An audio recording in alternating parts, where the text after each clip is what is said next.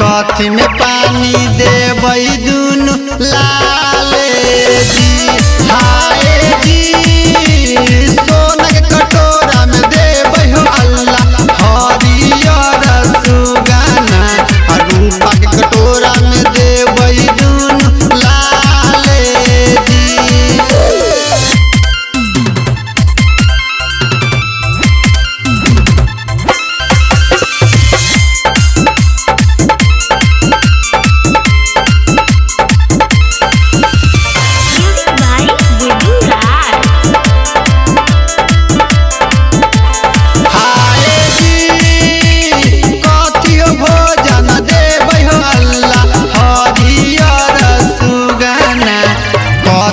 भोजन देबै दुनु लाले जी हाय जी दाना हो भोजन देबै हो अल्लाह हरियर सुगाना खुआ ओटी देबै दुनु लाले जी।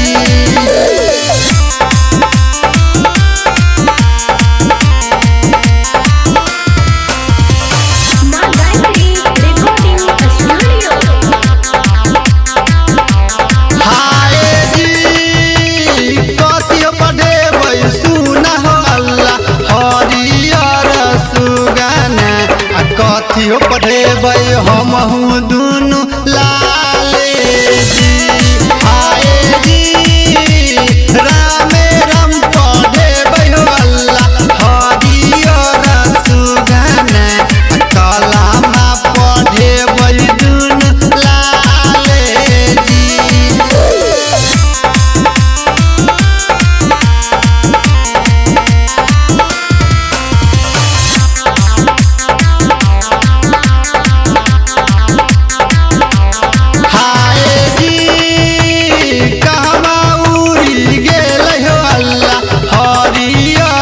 सुगाना कहमा चली गेल